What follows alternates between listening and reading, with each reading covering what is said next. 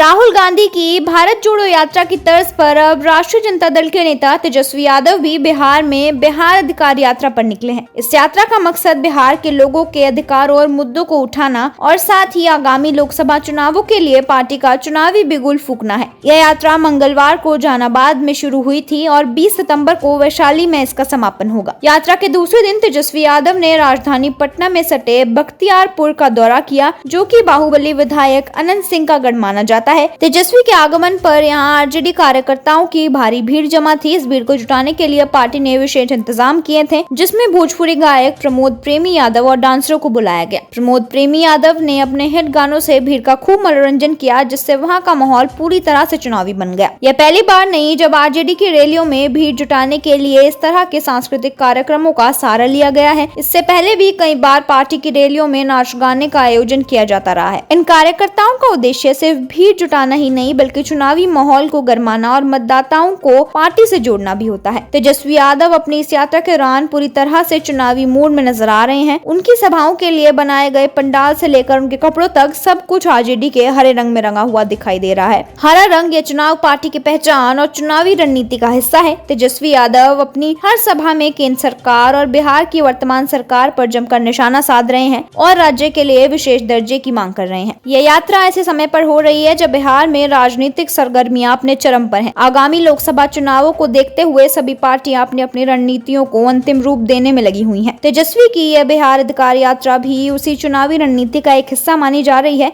जिसका उद्देश्य पार्टी के कार्यकर्ताओं में जोश भरना और जनता के बीच अपनी पैठ मजबूत करना है। कुल मिलाकर तेजस्वी यादव की यह यात्रा बिहार की राजनीति में एक नया अध्याय जोड़ रही है। यह देखना दिलचस्प होगा कि उनकी यह यात्रा बिहार की जनता पर कितना प्रभाव डाल पाती है और क्या यह आगामी चुनावों में आरजेडी के लिए सफलता का मार्ग प्रशस्त कर पाएंगी। इस यात्रा के दौरान तेजस्वी ने बेरोजगारी, महंगाई और भ्रष्टाचार जैसे मुद्दों को प्रमुखता से उठाया है, जो कि बिहार की जनता के लिए बेहद महत्वपूर्ण है।